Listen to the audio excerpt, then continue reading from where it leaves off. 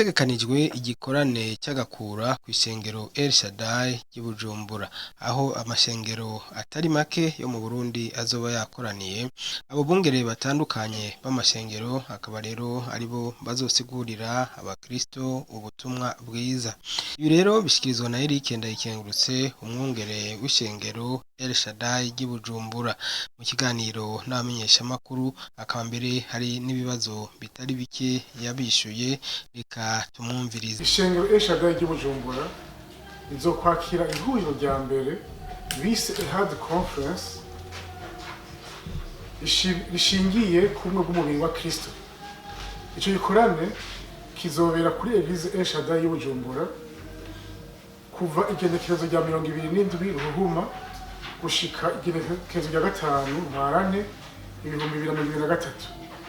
Amashengero yafatikanije kugitegura ni SHADI y'Ibujumbura, ni ishengero Minerva, ni ishengero Methodiste Libre, ni ishengero CRJ, ishengero Carpos, ni ishengero Glory Outreach Assembly. Ico gikorane kizodusangiza ubutumwa bwiza ku nyigisho zitandukanye. Ubwa mbere, Pasteur Aimé Ninganza wa Eglise Minerva mu Kigobe azokwigisha ku murimo n'ukwitanga. Pasteur Jean-Claude Makaka w'ishengero Carpos azokwigisha ku kurinda umutima wacu ibihumanye vyose by'ubuhumbu, uburyarya n'ubwibone. Bishop Deo Shimiyimana w'ishengero Methodiste Libre azokwigisha ku kubaha no kubahiriza ubwiza bwa Kristo n'ishengero ryiwe. Apotre Kevin Sibomana w'ishengero CRJ azokwigisha ku mutima umwe w'ikanguro muri mpemu. Pasteur Frank Pekastin ava mu ishengero Horizon riri mu muryango w'amashengero Les Assemblées de Dieu azokwigisha ukungene twotorera umuti ibibazo by'amatati twisunze ijambo ry'Imana. Pasteur Lopez Ninahazwe wa CRJ azorongora igikorwa cyo guhimbaza no gutazira Imana ku civugo ijwi ry'ishengero risamirana mu gutazira no guhimbaza. Bishop Felicien Ndayizeye w'ishengero Glory Outreach Assembly azokwigisha ku ntambuko zerekeza ikanguro. Jewe na Pasteur Zabron Shimirimana tuzoba turi mu masengesho agaragaza ubushobozi bw'ubutumwa bwiza bwa Kristo. Ico gikorane kizomara indwi yose kuva ku wa mbere gushika ku wa gatanu, kizotangura isaha 11 n'igice gushika isaha 2 z'ijoro. Ku wa gatandatu no kwa Mungu hazoba guhera isaha 10 zo ku mugoroba gushika isaha 1 y'ijoro. Murakoze, Imana ibahezagire. Iyo kuvuga ubumwe mu mubiri wa Kristo, turazi yuko hari amashengero menshi ariko arakora kandi akora igikorwa ciza cyane. Ishengero ryose rirakora ku ntumbero zaryo kandi amashengero ariko akora ibikorwa byiza cyane. Iyo tuvuze umubiri wa Kristo no kuvuga ni iryo huriro ry'abemera Kristo bose, twavuga ko ari abana b'Imana. Abo nibo shengero rya Kristo, niwo mubiri wa Kristo. Kristo niwe ari umutwe w'uwo mubiri. Hanyuma rero igikorwa twashatse gukorera hamwe kugira ngo impano zitandukanye ziri mu mashengero atandukanye muri uwo mubiri wa Kristo zishobore gukorera hamwe kugira ngo umubiri wa Kristo ushobore kuvoma kuri izo ngabe zitandukanye ziri mu mashengero atandukanye ari mu mubiri wa Kristo. Ubwa kabiri ni kubera iki twateguye iki gikorane ku ntumbero zibiri. Ubwa mbere nk'uko nabivuze, turazi yuko mu mashengero atandukanye hariyo ingabire zitandukanye, ingabire zikomeye. rero iki gikorane kidufasha kuva mu mpeme z'amashengero yacu tugakorera mu mubiri wa Kristo kugira ngo izo ngabire zitandukanye z'amashengero atandukanye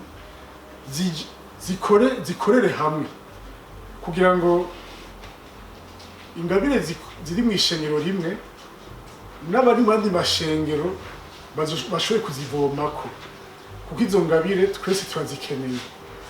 Hanyuma intumbero ya kabiri ni gukomeza ubumwe nk'uko twabivuze mu mubiri wa Kristo. Amashengero nigere ko akora ibikorwa byiza cyane rwose, ariko dushoboye kuja hamwe tugashira inguvu hamwe dushobora gukora ibintu bikomeye kurusha. Hanyuma kubera iki iri jambo ehad, kuko iyi conference yitwa ehad conference. Ehad ni jambo ry'igiheburayo bisigura ubumwe. Nico gituma ko twagiye ngo dushinga inguvu hamwe ni ikimenyetso c'ubumwe hagati y'amashengero mu mubiri wa Kristo turiko turakorera. Iryo jambo twagitije niryo rishobora gusigura neza ico twashatse kuvuga, ubumwe mu mubiri wa Kristo. Hanyuma iyo tuvuze ubumwe no kuvuga turazi ko ari ubutandukane mu mashengero, ariko dukorera ku ntumbero imwe ikomeye kuvuga ubutumwa bwiza.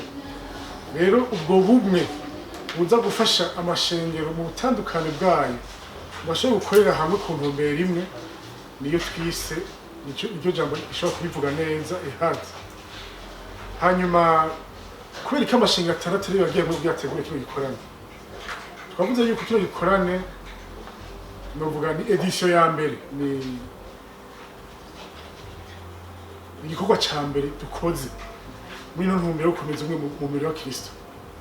Rero mu gutegura igikorwa nk'iki abantu basanzwe bazinanye, basanzwe bahurira mu bindi bikorwa bakorana, nibo usanga byoroshe ko bashobora kuja hamwe bagashobora guhanahana ivyiyumviro hanyuma bakumvikana intumbero imwe.